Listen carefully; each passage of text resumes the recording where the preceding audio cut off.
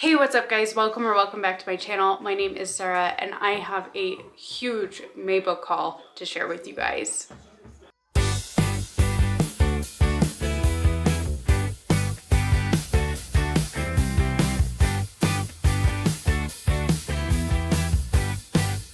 So in the month of April, I was not supposed to buy any books and I bought a handful anyways. But in May, I pretty much had a free-for-all and there was a bunch of books that caught my eye, bunch of deals, plus Mother's Day. So I'm gonna start with the ones that my sister sent to me for our monthly book of the month book exchange. And they are Alchemized by Senlin Yu, which this was originally like Harry Potter, Malfoy, Hermione fan fiction. And she has this book. She hasn't read it yet, but she got me a copy because she knew that I wanted to try it out and she hoped that we could kind of convince each other to read it because this book is big. It is huge and it is like 1,000 pages. Holy cow.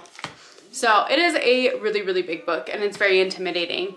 That is all I know about it, is that this was originally like a Draco Hermione fan fiction that she established into an actual book. So it says, once a promising alchemist, Helena Marino is now a prisoner of war in her own mind. Her resistance friends and allies have been brutally murdered, her abilities suppressed, and the world she knew destroyed. In the aftermath of a long war, Palladia's new ruling class of corrupt guild families and depraved necromancers, whose vile undead creatures helped bring about their victory, holds Helena captive. According to Resistance records, she was a healer of little importance within their ranks, but Helena has inexplicable memory loss of the months leading up to her capture, making her enemies wonder, is she truly as insignificant as she appears, or are her lost memories hiding some vital piece of the Resistance's final gambit?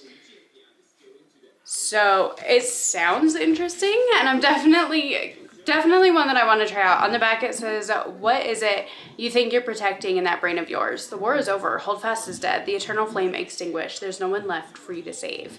So it sounds really good. It's definitely intimidating. I think it would be one that her and I can try and get each other to at least start reading because it is humongous. So definitely excited for this one. And then she also sent me Saga Volume 1. So if you've been around, you know, I don't normally gravitate towards graphic novels. And to be completely honest, I don't really know where to start when it comes to manga or graphic novels. No idea. I've heard of Saga before, don't know anything about it. But she loves this series and she's very intrigued to continue with it. And so she sent me a copy to see if I would like it. Now, I already read this one and I ended up giving this 4 stars. I love the artwork in here. It's really cool and it's very colorful. Something from the very beginning here, so it's not going to spoil too much. So I love the artwork in here. It is definitely different from what I'm used to, but I am intrigued to potentially continue on with the series. This one is following a girl and a guy that, well, sort of, that they have a baby, but they are both, he was a prisoner and she was the guard, and they both escape and now they are on the run and they are together and they have a baby. And so yeah, like it's really, they have bounty hunters going after them and there's like side stories going on with the bounty hunters. And I don't know, it was just, like I said, it was really different, but I'm definitely intrigued by it. And I loved the art style in here. I love how colorful it is. And so yeah, I've already read this one. I'll definitely be intrigued to potentially continue, like I said. So there is that one. Now let's get into, let's just start at the beginning. So the first book that I held this month was Heartwood. This is by Emily Gage. This one is kind of a literary thriller that it is a 42-year-old woman who goes missing in the woods. And she is, throughout the story, apparently like writing letters to her mother, I believe. And it is basically her trying to find her way out, and there's a game warden and some other people that are trying to figure out what happened to her, how she got stranded, and how to get her out and where she is now. there's also the potential that she didn't just get lost in the woods. So this one is on my TBR for June. I'm really, really excited to pick this one up. It is June 1st right now, so I will be picking this one up very soon, and I can't wait. I'm really excited to start it. I'm currently like 3/4 of the way through another read right now, so I'm finishing that one up because I'm hooked on that one, but I'm very excited to pick this one up really, really soon. The next book that I got was one that I've been watching, and I've been waiting for it to come out because I got an email about it from Orbit, and that is Aisha by Soraya Bauzaoi. I don't know how to pronounce that. I apologize. This one is a fantasy from Orbit Publishing that they sent me an email about it, and I've had my eye on it ever since.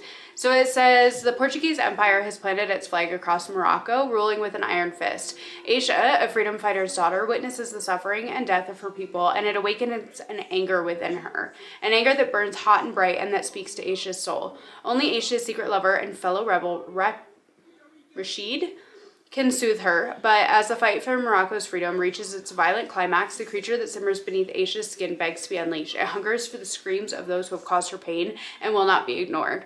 So it sounds fantastic. It's definitely a female rage kind of book, and it's not very big. I'm really, really excited to pick this one up soon. I love the fact that it is Portuguese, Morocco, different things like that, like different places, because that's not something that I typically read, you know? And so I'm really, really excited for this one. This one I believe is a debut. Yes, it says a captivating new voice. And so yeah, very excited to try this one as well. The next book in my pile is one that actually was kindly sent to me by Hachette, Orbit Publishing, and that is A Kiss of Crimson Ash. This is by Anuya Varghese. And this one is a romantasy that is just very smut forward as far as I know. It says Nandapur is a city of secrets and spellcasters where seduction reigns, and a power-hungry king who is never satisfied plots to unleash a weapon that has lived only in myth until now. To stop him, an ancient goddess seeks out a newly crowned queen, a heartsick prince, a common thief, and a courtesan with magic in her blood. Together they chart a course through brothels, temples, taverns, and palaces, setting a trap for the empire's most powerful men. Linked by desire, destiny, and a dangerous foe, they each must decide what will they risk for a weapon worth dying for and a love worth staying alive. So it definitely sounds like quite the adventure, but at least from the letter that I got with this book, it's very smut forward. So I'm really excited to pick this one up. I'm hoping to pick it up very, very soon, possibly in another Orbit like publisher promotion type video. Reading some of their new books that have recently come out, because of course there's this one in Aisha and A Book of Fallen Leaves that I still need to read. So there's plenty of books that I could choose from for that. But either way, I am very, very excited to pick this one up, and I'm very grateful to Orbit/Hachette for sending it my way, because I love getting all these new books. The next one that I bought is one that I've wanted to try for a really, really long time, and I just love the color. It really appeals to me. Every time that I see it, it's just absolutely beautiful, and that is A Botanical Daughter. This is by Noah Medlock. I don't even remember a whole lot about this. It says, it is an unusual thing to live in a botanical garden, but Simon and Gregor are an unusual pair of gentlemen. Hidden away from the disapproving tattle of Victorian London, they are free to follow their own interests without interference. For Simon, this means working his taxidermical art. Gregor's business is exotic plants, lucrative but harmless enough, until his latest acquisition, a strange fungus which shows signs of intellect beyond any plants he's seen, inspires him to attempt a masterwork, true intelligent life from plant matter. Driven by the glory he'll earn from the Royal Horticultural Society for such an achievement, Gregor ignores the flaws in his plan, that intelligence cannot be controlled, that plants cannot be reasoned with, and that the only way his plant beast will nourish is if he uses a recently deceased corpse for the substrate. So it's basically like Frankenstein for plants, and I'm very, very intrigued, and I just love this cover, and it's blurbed as well by Delilah S. Dawson, which I didn't even see that. She wrote Bloom, which was my #2 book, I believe, of last year, and so yeah, really, really excited to try this one out. I hope I love it. Horror is very, very hit or miss for me, so I'm hoping for the best, because I have another book that I hauled in May that I've already attempted to read, and I didn't fully finish it. That being said, that book is A Blood as Bright as the Moon. This is by Andrea Morstabilini. And this one is a vampire book. It feels like it is set in old-timey Germany, old-timey England, like just old-timey Europe. It feels like it's set in that. However, it is modern day. It is a vampire book, and they live in Frankenstein Castle. And these vampires, there are 4 of them. There is Regina, who is their leader. There is the Baron. There is Agata. And there is Ambrose. Ambrose is our main character.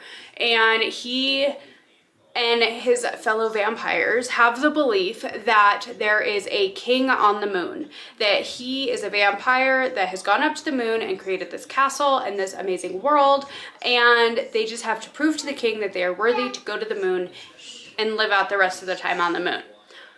But as soon as they have the opportunity to go to the moon, something happens with Ambrose's wings that make him fall back to Earth, and he actually ends up being taken prisoner in a Frankenstein-esque laboratory.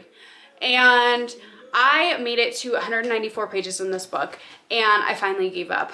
I was so close to the end, and honestly, I just didn't even care. I didn't want to continue anymore. It took me weeks to make it this far in this book because I would put it down. I would read a chapter here and there, and then I would set it down, and I'd come back to it like a few days later, and then I would read a little bit more, and I'd set it down. And I kept thinking I want to DNF this book, but I know that books like Bloom are really, really just kind of a slow burn, and so I was trying to hold out to the end. But by the time that I got, so there, it's split up into 3 parts as far as I could see. So the beginning is from Ambrose's perspective.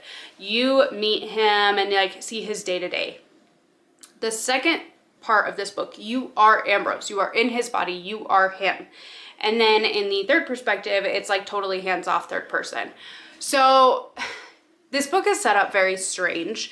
It's very intriguing the way that it's written because it feels like an old-timey type book. It feels like classic lyrical writing, but there was just something about it that it just did not click. It was not horrific. I think it had some parts that could have been that way. There were definitely parts that were more on the graphic side, but it didn't get horrific to me. And it was just very strange the way that the perspectives were changing from section to section. Part 2 was set up at times almost like a play. So they had like the different characters just listed, like dialogue for a screenplay. And I don't know, it was just really different. So I just don't think this one was for me. I don't rate books when I DNF them because that just isn't fair, I don't think. But I made it 194 pages into this book and I just didn't want to continue anymore. I was over it. I was done.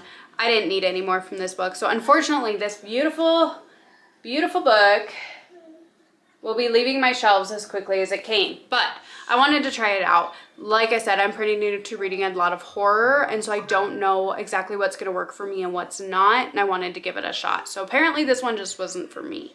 I loved the lyrical writing, but it just didn't click.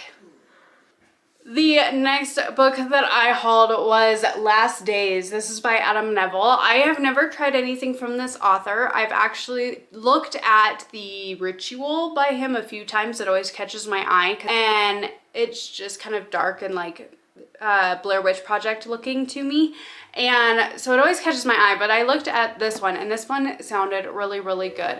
So this one, it says that he is Britain's answer to Stephen King, which also really intrigued me. But this one is basically that this guy named Kyle Freeman, he gets hired to shoot a documentary, a film on the notorious cult known as the Temple of the Last Days. And so he follows them to the different countries and different places where they've been known to be. And apparently there's out-of-body experiences, nocturnal visitations, the sudden demise of their interviewees, and the discovery of ghastly artifacts that make him question what exactly it is the cult has awoken, as well as its interest in him. So it sounds really, really intriguing. It sounds like there's going to be a lot of different countries in here. It says that he goes to France, Arizona, London, all kinds of different places. So it sounds like it's just really, really interesting. I'm really, really excited to try this one out because it's just a little bit different. It's a little bit chunky for horror, but I think it could potentially be really, really good. And it has just that Blair Witch vibe, Blair Witch Project vibe that I'm excited about it. And if I like this one, I want to pick up The Ritual as well because that one, like I said, it always catches my eye. And so yeah, I'm really, really excited to try this one. Next up, I have a couple of cozy fantasies. The first one is The Impossible Garden of Clara Thorne by Summer in England. I had no idea what this book was.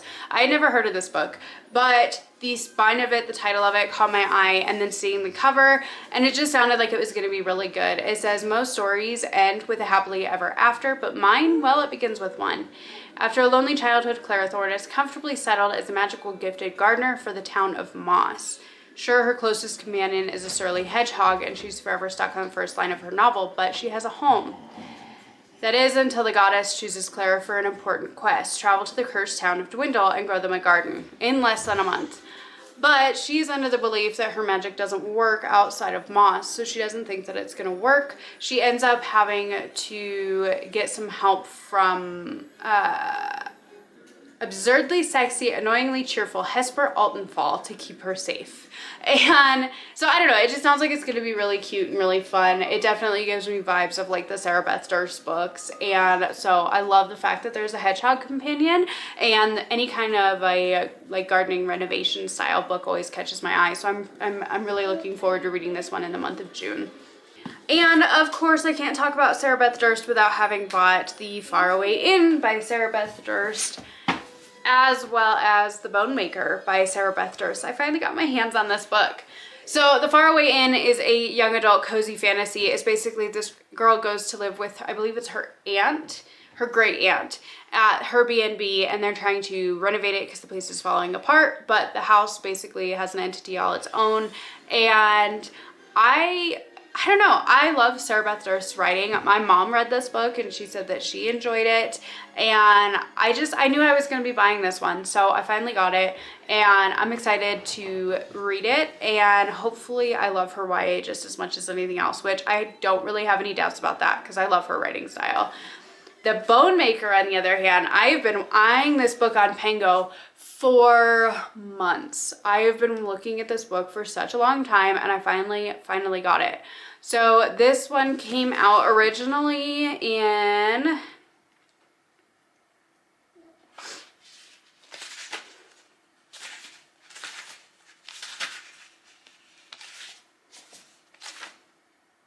(2021) is what this says. And I didn't know Sarah Beth Durst yet in 2021, and so this one I've been wanting to try it. It says 25 years ago, 5 heroes risked their lives to defeat the Bone Maker Eckler, a corrupt magician who created an inhuman army using animal bones, but victory came at a tragic price. Only 4 of the heroes survived. Since then, Kreia, the group's leader, has exiled herself to a remote tower and devoted herself to one purpose, resurrecting her dead husband. But such a task requires both a cache of human bones and a sacrifice. For each day he lives, she will live one less. Kreia would rather live 1 year with her husband than 100 without him, but using human bones for magic is illegal in Voss.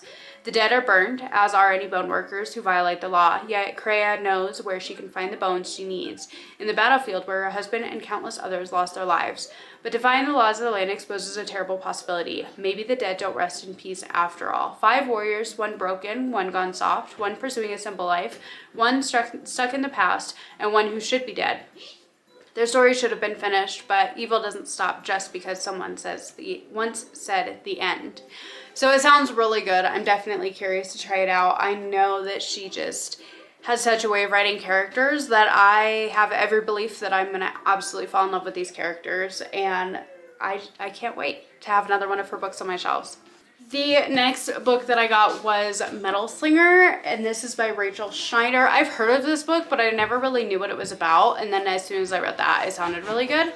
So it says, even though she's not one of them, Bryn has spent her life among the Alaha, training to be a guard and waiting for the chance to attend the annual market hosted by the Kenta, the very same people who exiled her adopted community to a life at sea. Going to the market is a rite of passage, eagerly anticipated by all young guards, but Brynn does not anticipate breaking a century-long peace treaty while there. Nor does she plan for the intense encounter with an enemy soldier that now threatens to unwind the fragile coexistence between their people, and everything Brynn once believed about herself to be true. Her loyalty to the Alaha is tested when the truth of who she is brought to light by this soldier who's taken an oath to bring her back to where she belongs, narrowly escaping death on the violent high seas. Brynn's connection to the Alaha is further tested when she learns about a world of magic she's been denied.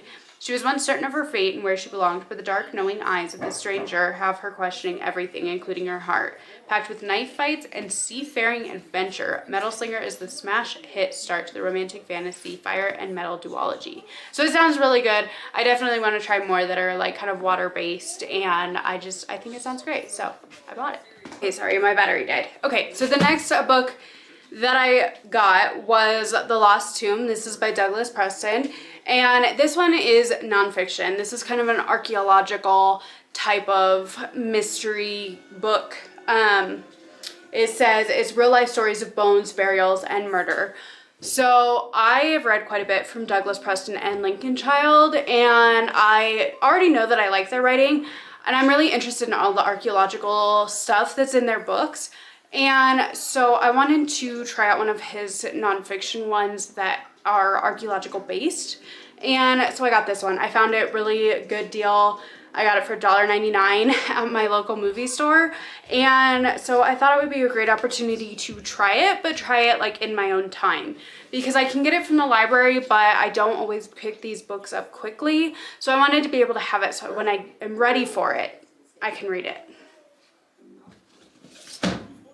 The other one that I picked up for a really smoking deal at that movie store is Alchemy of Secrets by Stephanie Garber. She wrote the Caraval series. I read those years ago and really enjoyed them. This one is, I believe, an adult novel. Yes, this one is adult. Says Folklore 517, local legends and urban myths taught by a woman called the Professor. Most students believe the professor's stories are just fiction, but Holland St. James has always been convinced that magic is real. When she tracks down a local legend named the Watchman, who can supposedly tell you when you'll die, the world finally makes sense, except that the Watchman tells her she will die at midnight tomorrow unless she finds an ancient object called the alchemical heart. With the clock ticking, Holland is pulled deeper into this magical world in the heart of Los Angeles and into the path of a magnetic stranger. Everything about him feels like a bad idea, but he promises Holland that her sister sent him to protect her. As they chase clues and stories that take them closer to the alchemical heart, Holland realizes everyone in this intoxicating new world is lying to her, even this stranger. And if she can't figure out whom to trust, not even the alchemical heart will save her. So it sounds really good. And it definitely seems like more of like a magical realism type of book, which I absolutely love that. And I've heard good things about this one, so I'm really excited to try it. I've been watching this one on Amazon for quite a while, and then I actually found it for like $3 or $4 at that movie store, so I had to buy it. And finally, at the beginning of last week, I went into Barnes & Noble, and it just so happens that they had a Memorial Day sale going, that they had all their hardcovers for buy one, get one half off, and then I was able to price match a paperback and get it for a great deal, one that I'm really looking forward to. So the paperback that I got was none other than The Night and the Moth by Rachel Gillig. Everybody has been raving about this book. Everybody has loved this book. I've never read anything from this author before, and honestly, I prefer paperback to hardcover, and so I'm glad that I waited because this copy is beautiful. It's still the normal cover, but it's got the really pretty sprayed edges on it, and I'm really excited to read this. I have this one on my June TBR as well. So it's basically that she gets visions and is some kind of a diviner, and then at the end of their service, a knight appears arrives at the cathedral, and the other diviners start to vanish. So her and this guy have to work together to try and figure out what's going on. And I've heard such great things about this that I'm really excited to try it out. And I know that there's going to be at least a second book that's coming out. I don't know if it's going to be just a duology or if there's more, but either way, I'm really excited to try this one because I know everybody loves this. And then the two hardcovers that I got, I'm really excited for. I'm excited for all these, so that's a shock. But I got Cleopatra by Sarah Al-Arifi, and I love the description of this book. It says, "You know my name, but you do not know me. Your historians call me seductress, but I was ever in love's thrall. Your playwrights speak of witchcraft, but my talents came from the gods themselves." And then it goes down to say, "This is not the story of how I died, but how I lived."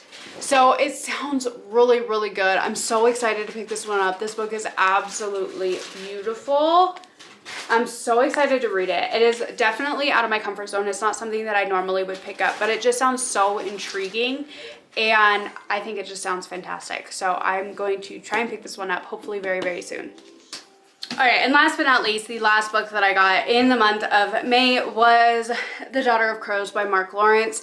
I have really, really wanted to read The Book That Wouldn't Burn by him, but I never got around to buying it. And then I saw this one, and of course it always seems that the new series are the ones that I end up going for, the ones that are not completed, that are not finished.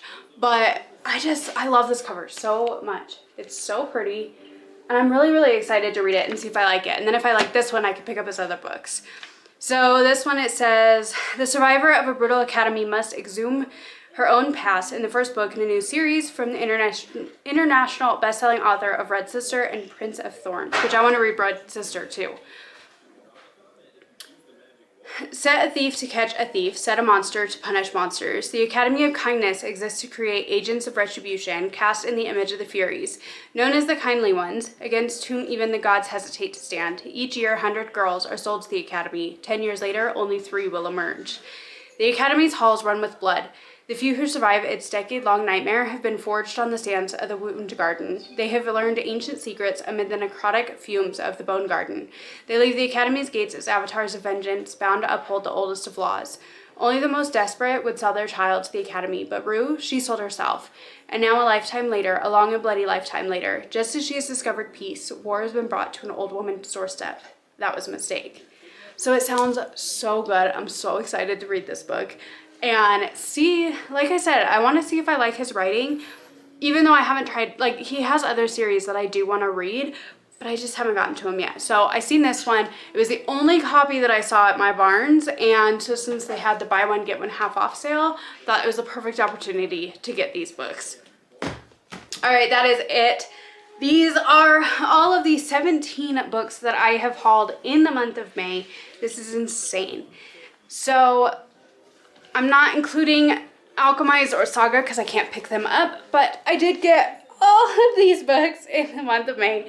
Are there any of these that you have read or that you're looking forward to seeing my thoughts on? I would love to hear your thoughts down in the comments below. Thank you so much for being here, hanging out with me for a little bit, and I will see you on my next one. Bye.